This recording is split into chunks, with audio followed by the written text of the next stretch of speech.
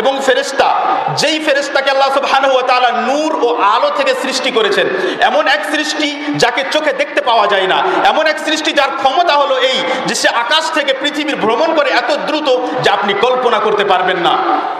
এমন এক সৃষ্টি যাকে পৃথিবী থেকে আকাশে যাওয়ার জন্য, এই মহাশূন্যে ভ্রমণ করার জন্য কোনো প্যারাশুটের প্রয়োজন হয় না, কোনো স্যুটের প্রয়োজন হয় না, কোনো স্পেসশিপের প্রয়োজন হয় না, কোনো কিছুরই প্রয়োজন হয় না। কেমন সৃষ্টি এই সৃষ্টি, কেমন ভাবে আলো থেকে সৃষ্টি করেছেন এবং সে এত ক্ষমতা রাখে। নবী সাল্লাল্লাহু আলাইহি ওয়াসাল্লামের কাছে যিনি ওহী নিয়ে আসতেন, জিবরিল আলাইহিস সালাতু ওয়াস সালাম, তাকে নবী সাল্লাল্লাহু আলাইহি ওয়াসাল্লাম একদিন তার আসল আকৃতিতে দেখলেন যে তিনি আকাশে আর পৃথিবীর মাঝে এক চেয়ারে বসে আছেন। এবং নবী সাল্লাল্লাহু আলাইহি ওয়াসাল্লাম বললেন যে তার 600টি পাখা। নবী সাল্লাল্লাহু আলাইহি ওয়াসাল্লাম বললেন যে তার আকার আকৃতি এত বিশাল যে দিগন্ত আবৃত হয়ে গেছে, ঢেকে গেছে, আকাশ দেখা যাচ্ছে না। নবী সাল্লাল্লাহু আলাইহি ওয়াসাল্লাম বলেন যে আমাকে এক ফেরেশতার ব্যাপারে বলার অনুমতি দেওয়া হয়েছে, তার বিবরণ দেওয়ার অনুমতি দেওয়া হয়েছে। তার কানের লতি আর ঘাড়ের মাঝের দূরত্ব 500 বছরের রাস্তা। কানের লতি, কানের নিচের অংশ আর ঘাড় এর মাঝের ব্যবধান হলো 500 বছর। 100 বছর ধরে নেন, শুধু 1 বছর ধরে নেন, 1 বছরে একজন মানুষ কত দূর যাবে? এই ফেরেশতা আল্লাহ তাআলার সৃষ্টি। এই ফেরেশতাগণের ব্যাপারে নবী সাল্লাল্লাহু আলাইহি ওয়াসাল্লাম বলেন আক্কাতিস সামা। নবী সাল্লাল্লাহু আলাইহি ওয়াসাল্লাম বললেন আকাশ থেকে তেমন এক আওয়াজ আসলো যেমন কোনো গাড়ির ওপরে কিংবা কোনো যানবাহনে কিংবা উটের ওপরে বেশি বোঝা চাপিয়ে দিলে একটা আওয়াজ আসে।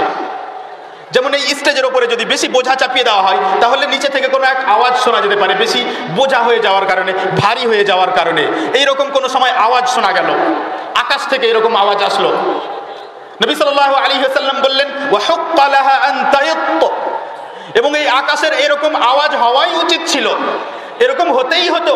কারণ তার অবস্থা হলো এই, মা ফিহা মাওদিউ আরবা'i আসাবি' ইল্লা ওয়া ফিহা মালাকুন সাজিদ ইল্লা ওয়া ফিহা মালাকুন ওয়াদি'ুন জাবহাতাহ।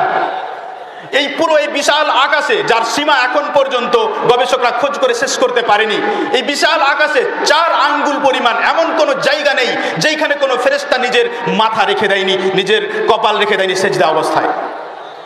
এই পুরো আকাশ ভর্তি রয়েছে আল্লাহ সুবহানাহু ওয়া তাআলার এমন বান্দাদের দ্বারা যারা সব সময় প্রতি মুহূর্ত আল্লাহ সুবহানাহু ওয়া তাআলাকে সিজদা করেন।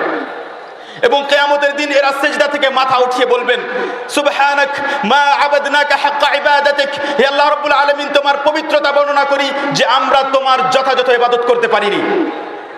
আমরা যারা একটি সিজদা করার জন্য প্রস্তুত হই না, আমরা যাদেরকে প্রত্যেক সপ্তাহে সিজদা করার কথা বলা হয় কিন্তু আমরা রাজি হই না, নিজেদের ব্যাপারে ভাবুন এবং সেই ফেরেশতাদের ব্যাপারে ভাবুন।